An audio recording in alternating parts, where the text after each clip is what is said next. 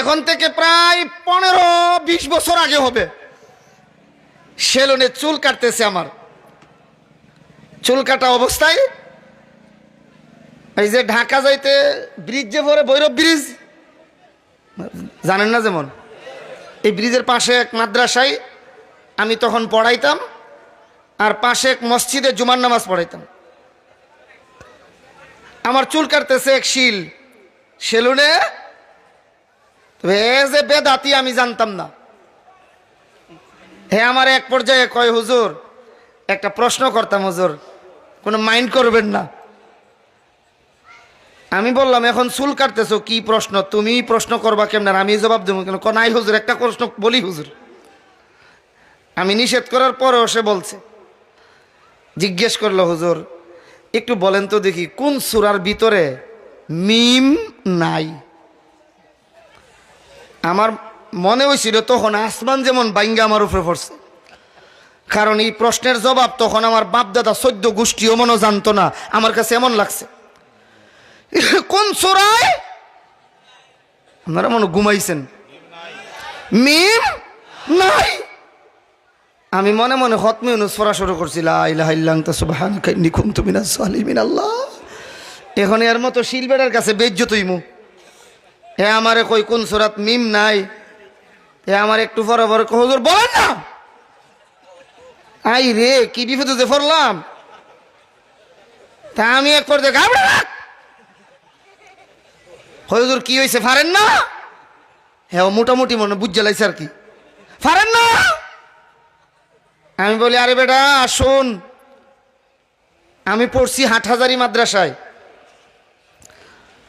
আর তুমি শিলবেড়াই যতটুকু এলেম কালাম নিয়ে বইয়া রইছ, তোমার এটা হইছে পুকুরের মতো। পুকুরে জাল ফালাইলেই মাছ ধরা যা।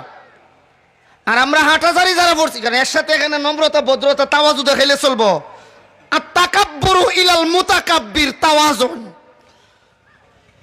উলামায়ে কেরাম বুঝছেন, আপনারা বুঝছেন না, তবে দৃষ্টান্ত দিলে বুঝবেন। খুড়া চিনেননি? খুড়া, খুড়ার বাড়ি দিয়া খুড়া বইব, কি লাগবো? হ্যাঁ গদা। বাবা আসলটা কইলেছে, কি লাগবো? গদা বা মুকুল। খুড়া দিলে আমি খুড়া দিয়া বাইরে বইব। শেরের সাথে শের দিলে হইব না, শোয়া শের। আমি মোটামুটি 2.5 শের মারছি। এর সাথে তাওয়াজু নম্রতার দরকার আছে।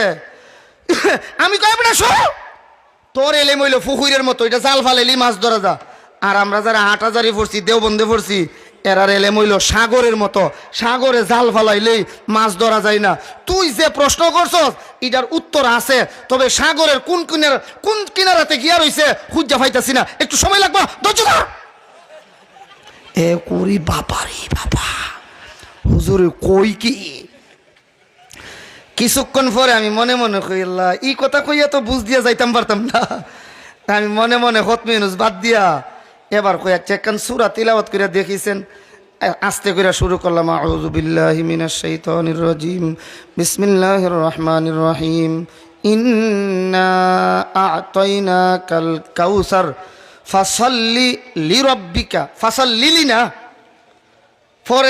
পরেরটার সাথে ফাসাল্লি লিরাব্বিকা ওয়ানহার ইন্না শানিআকা হুয়াল আবতার। মিম নাই, কথা বলেন ঠিক কিনা?